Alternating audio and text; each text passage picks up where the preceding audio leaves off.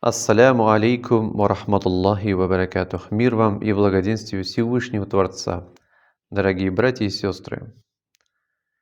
В этот прекрасный, большой, замечательный мир мы пришли не одни. У нас есть родители, у нас есть дети, у нас есть много близких людей, которые во всех моментах нашей прекрасной жизни становятся для нас кто поддержкой, кто учителем, кто причиной, чтобы совершить добрый поступок. И мы, будучи верующими людьми, должны понимать, что все эти близкие люди, которые нас окружают, являются для нас родственными душами.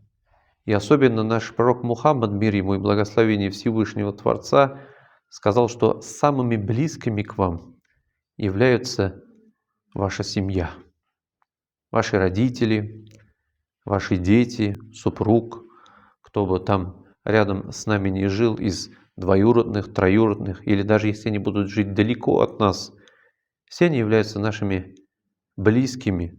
И потому Всевышний Аллах в Священной Книге и пророк Мухаммад, мир ему и благословение своей священной сунне, призывают нас к тому, чтобы мы совершали добро по отношению к ним.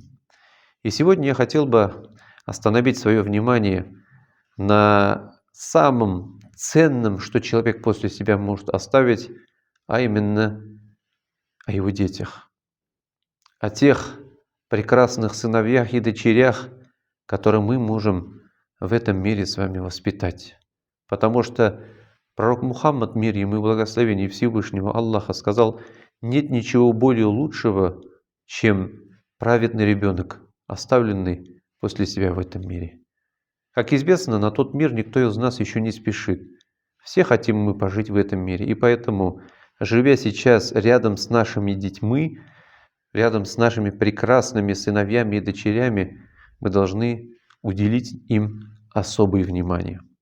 Уделить им по большей части не только денежные средства, как могут подумать некоторые родители, а больше любви. Любовь – это глубокое чувство, которое скрыто в сердце в каждом из нас. Пророк Мухаммад, мир ему и благословение, очень любил своих детей.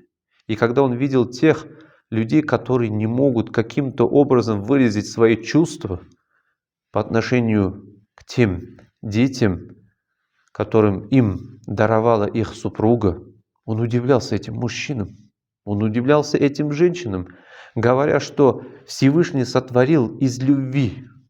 И как вы не можете проявить эту любовь к детям? Он обнимал своих детей, он целовал их, он каким образом мог, поддерживал телесный контакт со своими любимыми прекрасными детьми, а также внуками. И поэтому, когда однажды в мечеть пришел мужчина и помолился, а потом к этому мужчине пришел сын, и этот пустынный человек, бедуин, отверг своего сына, сказав, что я молюсь, не мешай мне. Пророк Мухаммад, мир ему и благословение, сказал: как ты можешь отвергать своего ребенка? Разве сердце твое каменное?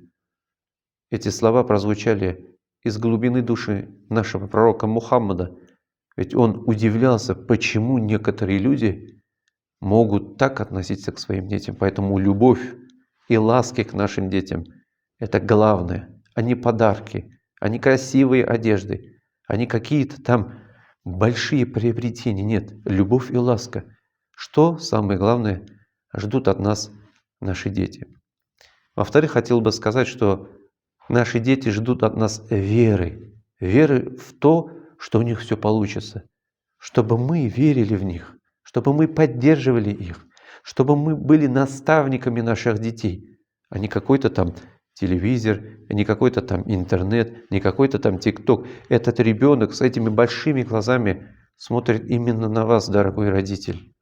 И поэтому наш пророк Мухаммад, саллиллаху алейхи вассалям, сказал, что нет более большого подарка по отношению к своему ребенку, нежели прекрасное и благоприятное наставничество, воспитание, которое родитель может даровать своему дитя. И поэтому, дорогие друзья, мы должны стать опорой для наших детей, чтобы они верили, что у них все получится. Надо всегда их во всем поддерживать. Когда они совершают какие-то ошибки, не надо их так глубоко порицать, унижать ни в коем случае. Наоборот, нужно обнять, понять и сказать: сынок, доченька, такое бывает. Мы люди, мы не ангелы.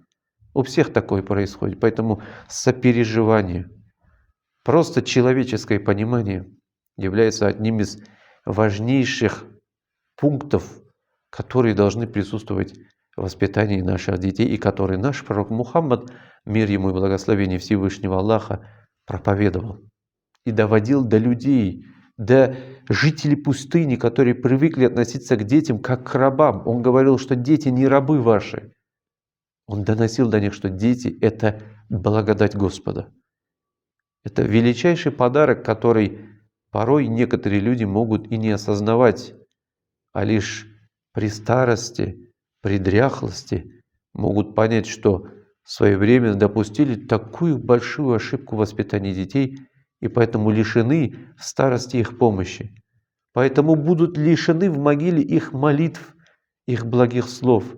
И все это по причине того, что, как наш пророк Мухаммад, мир ему и благословение Всевышнего Аллаха, сказал: каменные сердца по отношению к детям нет. Сердце должно любить детей. Сердце должно переживать детям. И поэтому мы всегда должны становиться для наших детей той точкой опоры, которая как раз сделает из них приятных, замечательных членов нашего общества. Дорогие друзья, хотел бы особо подчеркнуть, что 2024 год президентом нашей страны Владимиром Владимировичем Путиным обозначен как год семьи. И поэтому мы благодарим нашего руководителя, мы благодарим также всех тех людей, которые принимали в этом благом деле свое участие, потому что сделать в этом деле любой благой поступок, любое благое слово, которое мы скажем ради того, чтобы укрепить институт семьи, укрепить любовь между родителями и детьми, укрепить любовь между всеми родственниками, это не только социально важный поступок, это великое благодеяние перед Господом Богом, как бы мы его ни называли, как бы мы к Нему ни шли.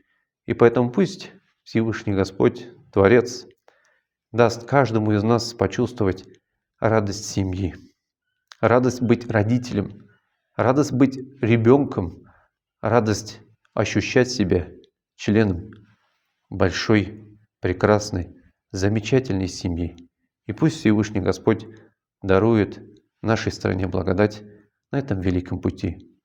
Доброго дня, удачи каждому из нас. Пусть Господь даст возможность почувствовать эту великую любовь, как со стороны родителей, так и со стороны детей. Удачи каждому. Доброго дня.